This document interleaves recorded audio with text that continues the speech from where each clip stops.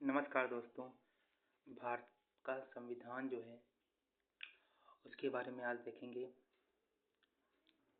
जो ये UPSC civil services और यूपीपीसीएस एग्ज़ाम के लिए और इसके अलावा बाकी सभी स्टेट्स के एग्ज़ाम के लिए भी बहुत ही इम्पोर्टेंट हैं।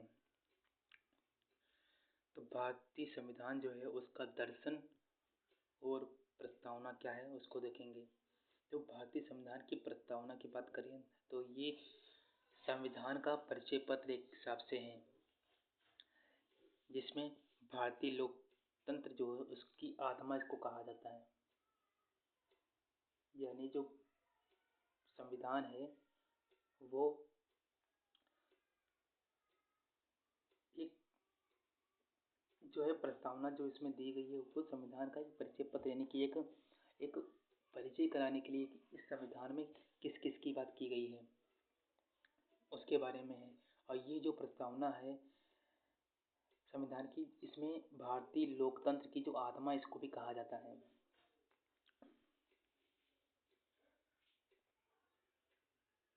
संविधान के स्रोत क्या हैं? तो संविधान के स्रोत की बात करें तो इसमें बताया गया है हम भारत के लोग, यानी कि इस प्रस्तावना में बताया गया है कि हम भारत के लोग। इसका मतलब यही होता है कि संविधान की जो शक्ति का जो वास्तविक स्रोत है वो कौन है? वो जनता ही है, ना कि और कोई है। संप्रभुता जो है वो जनता में निहित है। यही विश्व की सबसे बड़ी एक लोकतांत्रिक नींव है।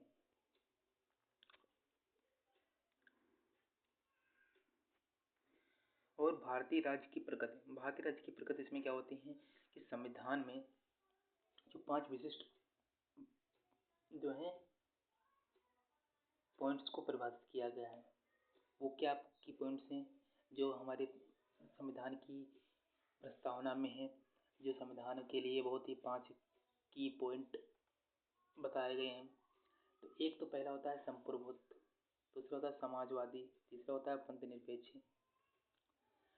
तो संप्रभु जो होता है यानी संप्रभुत्व, इसका मतलब क्या होता है कि कोई अपने निर्णय जो है विदेशी नियंत्रण से पूर्णतः मुक्त हो।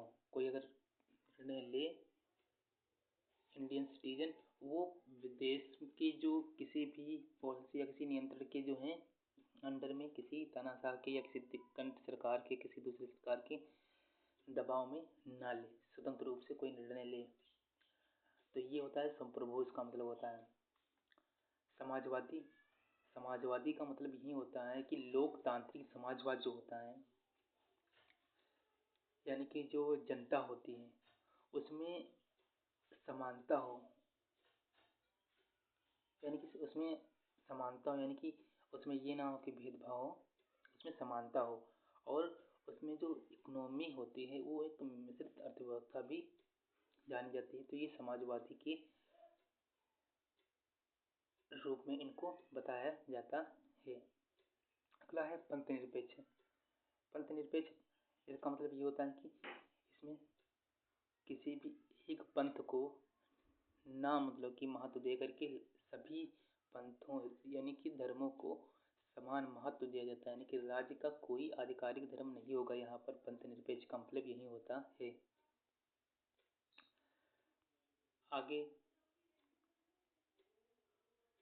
आगे लोकतंत्रात्मक। लोकतंत्रात्मक क्या मतलब क्या होता है कि डेमोक्रेटिक, यानी कि इसमें एक तो होता है राजनीतिक लोकतंत्र और एक होता है सामाजिक लोकतंत्र। तो राजनीतिक लोकतंत्र ये होता है कि जिसमें यानी कि जो चुनाव होते हैं, जो सरकार चुनी जाती है उसमें वयस्क मताधिकार का और स्वतंत्र चुनाव प्रक्रिया हो, ना कि तानाशाही प्रक्रिया हो। ये राजनीतिक लोकतंत्र को महत्व प्रदान करता है। और इसमें है सामाजिक आर्थिक लोकतंत्र। इसका मतलब क्या होता है कि समाज में और आर्थिक क्षेत्र में समान अवसर हो सभी को और समान न्याय मिले, किसी के साथ भेदभाव ना हो, इसलिए सामाजिक आर्थिक लोकतंत्र है। आगे है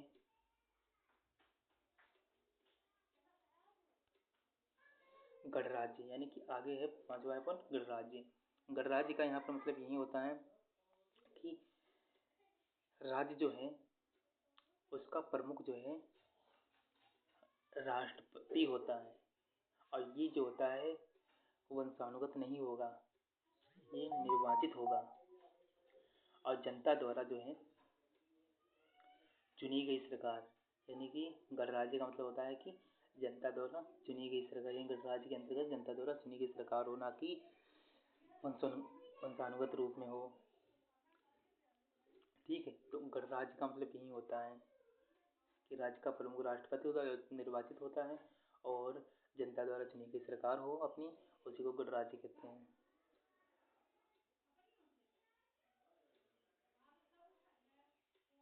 अगला है 42वां संविधान संशोधन 1976।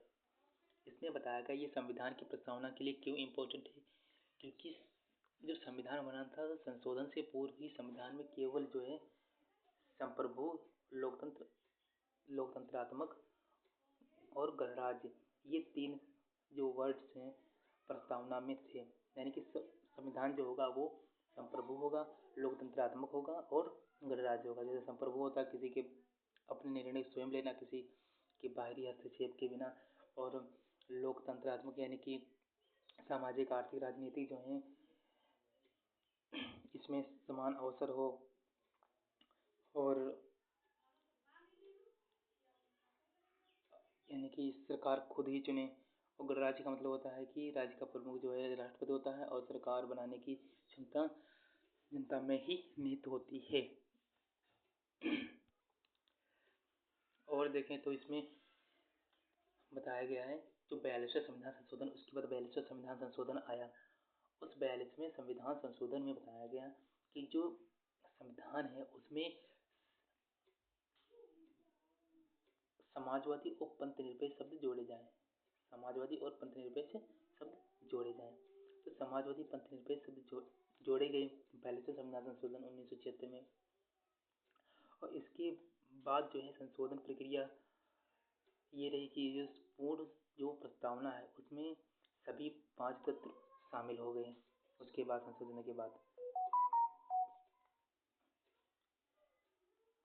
आगे संविधान संशोधन के 4 मुख्य जो हैं उद्देश्य रहे हैं, या क्यों कह लो कि संविधान संशोधन होने के बाद जो है 4 मुख्य उद्देश्य हैं, या कह लो कि संविधान की प्रस्तावना के 4 मुख्य उद्देश्य हैं। तो उसमें से पहला उद्देश्य क्या है? पहला उद्देश्य है न्याय, दूसरा स्वतंत्रता, तीसरा समानता और चौथा बंधुत्व। तो पहला है न्याय। तो न्याय का मतलब होता है समाज में भेदभाव का अंत, यानी कि 3 प्रकार के न्याय होते हैं। एक तो सामाजिक न्याय होता है, दूसरा आर्थिक न्याय, तीसरा राजनीतिक न्याय। सामाजिक न्याय में समाज में भेदभाव का अंत हो, और आर्थिक न्याय में संपत्ति का समान वितरण हो। राजनीतिक न्याय यानी कि सभी को समान राजनीतिक अधिकार प्राप्त हो। तो ये 3 प्रकार से न्याय हो गए। और स्वतंत्रता की बात करें प्रस्तावना में, तो स्वतंत्रता 3 प्रकार की बताई गई। एक तो विचार की, और दूसरी विश्वास की, तीसरी उपासना की। यानी कि कोई भी विचार और अभिव्यक्ति यानी कि उसको बोलने की, यानी कि सोचने की और बोलने की स्वतंत्रता हो, यानी कि किसी एक नागरिक को, इंडियन नागरिक को, ठीक है। और विश्वास की और धर्म की, यानी कि किसी पर विश्वास हो और उसके धर्म की, यानी कि उसकी स्वयं पर विश्वास करने की, किसी पर स्वयं पर विश्वास करने की, और अपने धर्म को मान्यता देने की, खुद को स्वयं को अपने धर्म की मान्यता देने के लिए पूर्णतः स्वतंत्र है। उपासना की स्वतंत्रता, ये स्वतंत्रता के 3 आयाम इसमें बताए गए। प्रस्तावना का यही मतलब होता है। अगला है स्वतंत्रता। स्वतंत्रता का मतलब हो गया, न्याय का मतलब हो गया, और समानता का मतलब यही होता है कि प्रतिष्ठा की समानता, यानी कि कहते नहीं कि तुम्हारी क्या प्रतिष्ठा, यानी प्रतिष्ठा की समानता है। नागरिक का जो है सभी नागरिक कैसे समान है, किसी में ऊंच नीच की भावना नहीं पैदा की जाएगी। तो ये समानता का प्रतीक है। हर चीज और अवसर में समानता, यानी किसी को मौका दिया जाए किसी भी क्षेत्र में जाने का, तो सभी को समान अवसर दिया जाए, ऐसा समानता में बताया गया है। और अगला है बंधुत्व। बंधुत्व का मतलब होता है भारत की से व्यक्ति की जो गरिमा होती है उसको सुनिश्चित करना। व्यक्ति की जो गरिमा कहाँ तक उसकी लिमिट्स हैं उसको सुनिश्चित करना। यानी कि कोई अगर उसको इतनी स्वतंत्रता दे दी जाए कि वो मर्डर कराए, या फिर इतनी समानता दे दी जाए कि इंडियन सिक्योरिटी की जो पॉलिसीज हैं उसको भी क्रॉस कर जाएं और उसकी सिक्योरिटीज को तहस नहस कर दे। ऐसी बंधुता नहीं है, यानी कि उसकी व्यक्ति की गरिमा होनी चाहिए, उसकी सुनिश्चित करनी चाहिए कि व्यक्ति कितनी गरिमा है, कितनी लिमिटेशन है। और राष्ट्र की एकता और अखंडता को बढ़ावा देने की, राष्ट्र की जो जो यूनिट यूटिलिटी है, यानी कि एकता जो है, उसकी जो अखंडता है उसको बढ़ावा दिया जाना चाहिए। तो ये हो गए समाज न्यायिक और सामाजिक, यानी कि जो समाज में जो है न्याय, स्वतंत्रता और प्रस्तावना और बंधुत्व, ये जो चार हैं, ये चार जो है प्रस्तावना के एक उद्देश्य माने गए हैं। आगे है प्रस्तावना की ऐतिहासिक पृष्ठभूमि। प्रस्तावना की ऐतिहासिक पृष्ठभूमि क्या है? तो ऐतिहासिक पृष्ठभूमि के लिए आप देखोगे तो सबसे पहले उद्देश्य प्रस्ताव आया। उद्देश्य प्रस्ताव में क्या आया कि पंडित जवाहरलाल नेहरू ने इसको प्रस्तुत किया और संविधान सभा में पेश किया गया। प्रस्तावना का आधार बना उद्देश्य प्रस्ताव। ये प्रस्ताव ये कह रहा है, प्रस्तावना की बात कर रहा है, ना कि संविधान की बात कर रहा है। तो यानी प्रस्तावना जो है उद्देश्य प्रस्ताव के द्वारा प्रस्तुत किया गया था पंडित जवाहरलाल नेहरू द्वारा, संविधान सभा में पेश किया गया था और प्रस्तावना का आधार बना ये उद्देश्य प्रस्ताव। उसके बाद है ये 26 नवंबर 1949 को ये लागू हुआ था संविधान की प्रस्तावना। और भारतीय संविधान में जो इसका अंगीकृत किया कब किया गया था, उसी दिन इसको अंगीकृत कर लिया गया था। ठीक है। और तो ये हो गया भारतीय संविधान की ऐतिहासिक पृष्ठभूमि हो गए। आगे देखते हैं, इसमें केशवानंद भारती मामला आता है। केशवानंद भारती मामला 1973।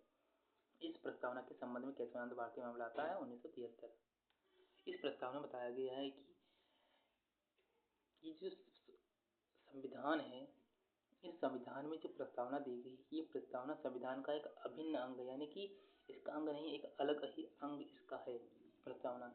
और ये इसकी मूल संरचना, संविधान की जो मूल संरचना है उसमें उसको नहीं बदला जा सकता, यानी कि इसकी मूल संरचना को नहीं बदला सकता। इसकी मूल संरचना को प्रस्तावना की जो मूल संरचना है उसको बदला नहीं जा सकता, ये इन्होंने कहा, यानी कि इसको संशोधन नहीं किया जा सकता है और ये संविधान का हिस्सा भी नहीं है। एक ये अलग ही अंग, संविधान का एक अलग ही अंग है, संविधान का है लेकिन वो अलग अंग है, ऐसी बात की गई इसमें सब। केशवानंद भारती मामला 1973 में। और ये प्रस्तावना जो है बताया गया कि प्रस्तावना संविधान का अभिन्न अंग है, इसमें बताया गया। और दूसरा इसमें पॉइंट बताया गया कि संशोधन संभव है, यानी कि संशोधन संभव, यानी कि प्रस्तावना में संशोधन किया जा सकता है और इसकी मूल संरचना संरक्षित है।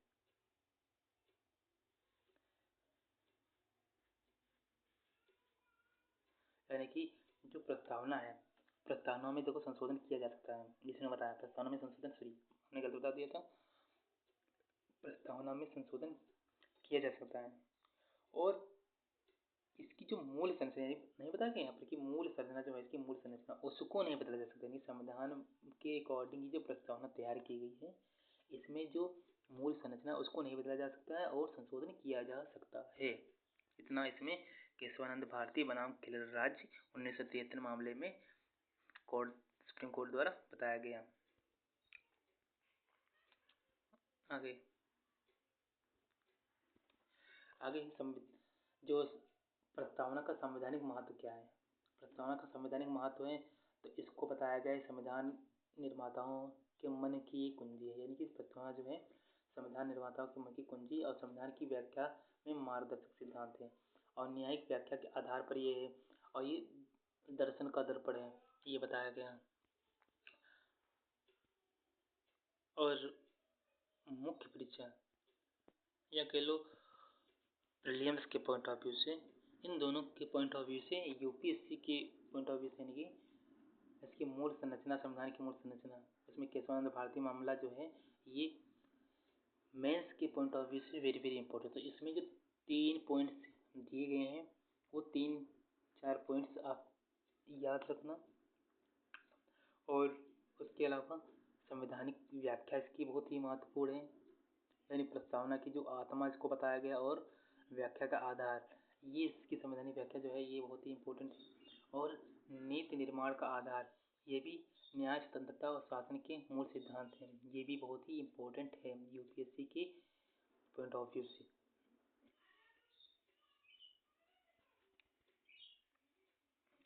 तो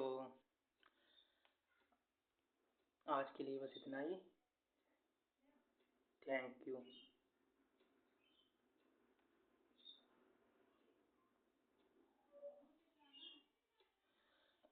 और ये आप लोगों को कैसी वीडियो लगी है कमेंट बॉक्स में ज़रूर बताना। धन्यवाद।